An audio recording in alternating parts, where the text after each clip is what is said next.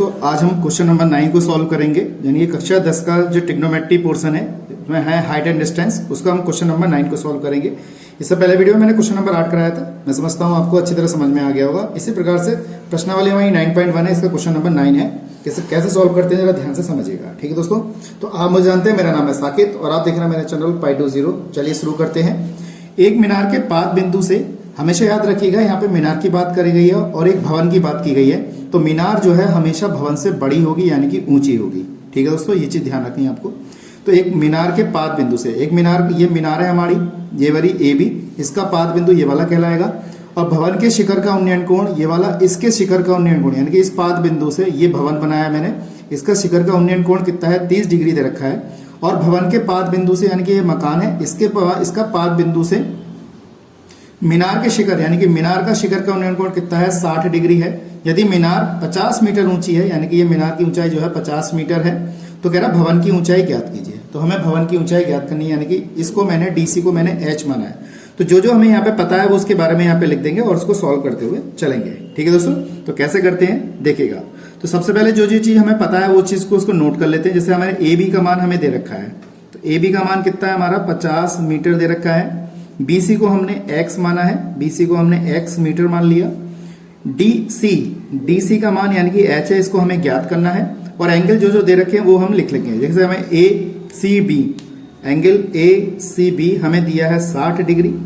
ऐसे ही एंगल ये DBC, angle DBC हमें दिया है कितना, 30 डिग्री दिया हुआ है। और हमने यहाँ पे सब चीज लिख लिया। तो दोनों ट्रायंगल को हम बराबर लेके हल करते हैं, उसको सॉल्व करते हैं, फिर देखिए आंसर हमारे हाथ में होगा। कैसे करते हैं देखिएगा। तो सबसे पहले हम त्रिभुज लेते हैं, ये वाला। आप चाहे कोई सा भी त्रिभुज पकड़ लीजिए। त्रिभुज ABC में हमने सबसे, चलो मीनार वाला त्रिभुज पकड़ लिया। ABC में कैसे लिखते हैं, देखिए इसमें लंब है और आधार है। तो देखिए लंब हमारा कितना होगा, जैसे हमारा 10 60, इसके कोण जो बनना है इस वाले के सामने का, ये वाला 30 60 बनना है। तो 10 60 बराबर कितना होगा, लंब बटे आधार। तो लंब कितना हमारा AB है और आधार कितना हमारा है, BC है। तो AB की जगह पे मैंने 50 लगा दिया और BC की जगह पे यहाँ पे X लगा दिया। ठीक है दोस्तों, और इसके साथ ही हमारे पास 10 60 का मान हम टेबल में देखेंगे। तो 10 60 का मान आप जानते हैं। तो 10 60 का मान कितना है, √3। तो यहाँ पे मैं इसकी जगह √3 लिख सकता हूं। और ये हो गया हमारा 50 और बटे में कितना हो गया, X। तो X की वैल्यू निकाल लेते हैं हम यहाँ पर। तो कितना हो जाएगा ये 50 बटे √3, यानी कि इससे मैंने समीकरण नंबर 1 मान लिया। ठीक है दोस्तों, मैंने इस तरीके से हल किया है। उसके बाद हमने यहाँ पे क्या किया, दूसरा ट्रायंगल पकड़ लिया। एक त्रिभुज तो मैंने ये पकड़ा है, दूसरा त्रिभुज हम यहाँ पर ये वाला पकड़ लेंगे। तो कितना हो जाएगा, त्रिभुज ये पकड़ लेंगे हम DBC में हमने ये ट्रायंगल पकड़ लिया, क्योंकि इसका कोण 30 डिग्री है। तो इसमें भी हम 10 पकड़ लेते हैं, क्योंकि 10 में लंब और आधार चाहिए हमारा। तो 10 कितना यहाँ पे 30 लिया जाएगा और लंब कितना हो जाएगा हमारा, DC हो जाएगा, और आधार कितना हो जाएगा हमारा, BC हो जाएगा। तो 10 30 का मान हमारा कितना होगा, 10 30 का मान होता है 1/√3। यहाँ पे लगा देंगे 1/√3। DC का मान हमारा H है, इसी का मान हमें ज्ञात करना है। BC कितना माना है हमने, X माना है। क्रॉस मल्टीपल कर लेते हैं, X बराबर ये हो जाएगा H√3 हो जाएगा। समीकरण मैंने 2 मान लिया। ठीक है दोस्तों, अब हमें H का मान चाहिए, तो X के मान को इन दोनों को बराबर कर देते हैं, जिससे कि हम H का मान निकाल सकते हैं। तो यहां लिख देंगे हम समीकरण 1 व 2 से कंपेयरिंग करने पर या तुलना करने पर ये X की वैल्यू बराबर है इसके, तो यहां पे लगा देते हैं।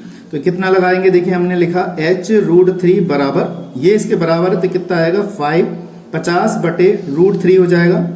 गुणा वाला पद हमेशा बटे में जाएगा, तो 50/√3 गुणा में 1/√3, ये यहां पर आ गया।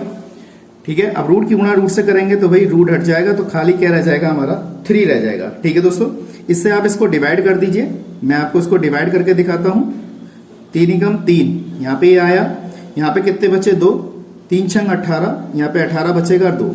तो आप चाहें तो दशमलव में आंसर निकाल सकते हैं, वरना यहाँ पर आप क्या कर सकते हैं, इसको भिन्न के रूप में भी लिख सकते हैं। जैसे 16 सही 2/3 मीटर हमारा क्या आ गया, इसका आंसर आ गया। ठीक है दोस्तों, मैं समझता हूं आपको अच्छी तरह समझ में आ गया होगा क्वेश्चन। अगर कोई दिक्कत है तो कमेंट बॉक्स में मुझे बताइएगा।